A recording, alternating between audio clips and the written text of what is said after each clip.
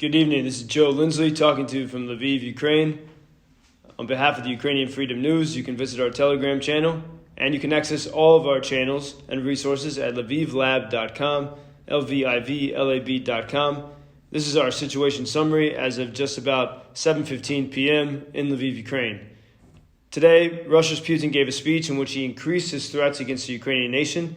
He said if the Ukrainian government continues to do what it is doing, which presumably means defending itself, Russia will call into question the future of Ukrainian statehood. Meanwhile, President Zelensky gave a speech last night in which, in very strict terms, he criticized NATO. He said, "We can conclude that Europe has lost Ukraine's trust. We believe that NATO countries themselves have created a narrative that closing the skies over Ukraine would provoke Russia's direct aggression against NATO. This is the self-hypnosis of those who are weak and insecure," Zelensky said. "You have to think about people, about humanity, and what did you think about at that NATO summit?" Meanwhile, some good news for Ukraine. About 2 o'clock today, Ukrainian forces regained control of the largest nuclear plant in Europe and the adjacent city of Inohodar. The situation in Mariupol remains very bleak. It is still under Ukrainian control, but it is under siege and under constant fire.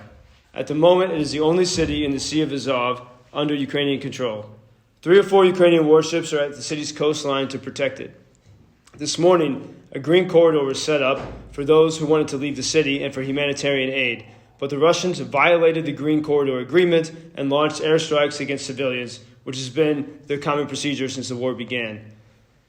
The Sumy region is also quite difficult. It's been one of the hardest situations in the past 24 hours. It's in northeast Ukraine. After airstrikes all morning, residential neighborhoods and infrastructure have been destroyed. Some people have gone more than a day without electricity and communication. There's a city, Trostianets, about 57 kilometers from Sumy. It's in the 5th day of occupation. It's the only city in the region that is occupied by the Russians. There are no products there, and all shops are looted. Kyiv, the city, is calm today and in a mode of preparation. The hottest areas are about 10 kilometers outside of the city, where there have been fights throughout the day.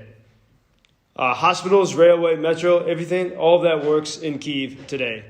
Chernihiv, the occupiers have struck that region. It's in northern Ukraine. There has been destruction of houses, and defensive battles have continued both in the city and the surrounding region.